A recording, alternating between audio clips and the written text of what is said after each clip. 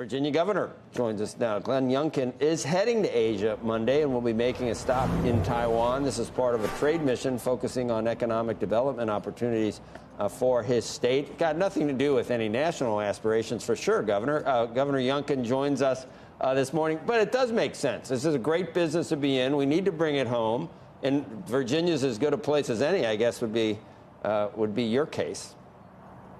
Well, no, I think Virginia is the best place, Joe, and this is an opportunity for me to visit with trusted allies in a supply chain buildup that we need to bring to the United States in semiconductors and pharmaceuticals and automotive supply chains.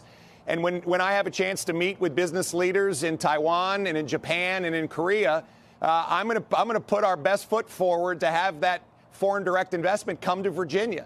You know, Virginia's rolling. We have really seen a big sea change in our economic growth. We've added 125,000 jobs since January of last year, and we're seeing a lot of companies come to Virginia. And Joe, in my business life, I never got a deal without going out and getting it. And so I'm going to go work to make sure that this reshoring of supply chains in these most critical industries comes to Virginia.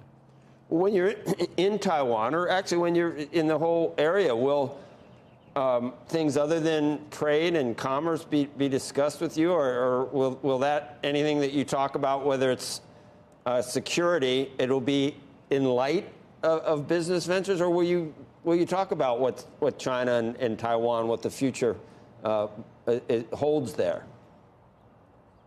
Well, I do believe that the future of Taiwan is rested on a strong relationship with the United States, which is grounded in our economic future together. And so this is a way to build even deeper bridges or stronger bridges together.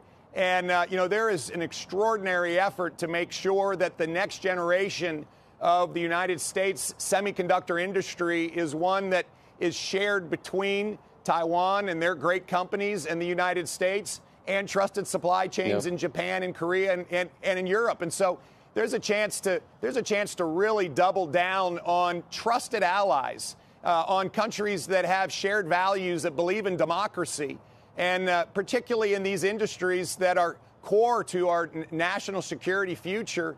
This has to be a very, very strong bridge and a relationship that it can endure for years to come.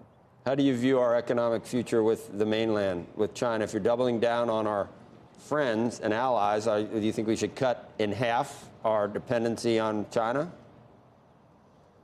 Well, I think we're in a rather precarious circumstance right now, because in these critical industries that are core to our national security future, we must migrate supply chains to the United States and with trusted suppliers.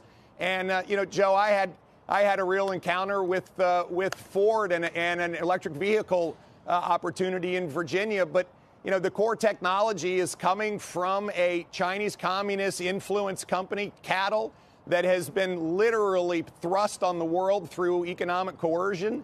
And we just have to stand strong here. And so this is why the kinds of relationships that I'm going to continue to build, ones that I had back in my business life that I'm enhancing in my new role in countries like Taiwan and Japan and Korea, are so important.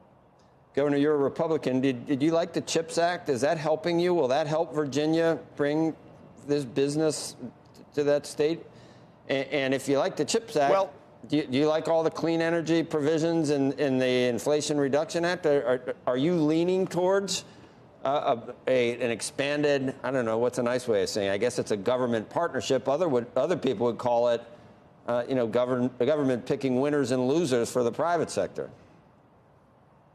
Yeah, well, I feel that there are a few select industries like semiconductors and like pharmaceuticals where we need to make sure that we have federal policy that encourages those industries to reshore back to the United States, because we have a national security risk where the core elements of these sectors have migrated into China. We've got to bring them home. I'm so proud of what's been happening in Virginia as our own pharmaceutical cluster has grown at a mighty rate, so that the active pharmaceutical ingredients are being brought home for some of the most important pharmaceuticals that are produced in the United States.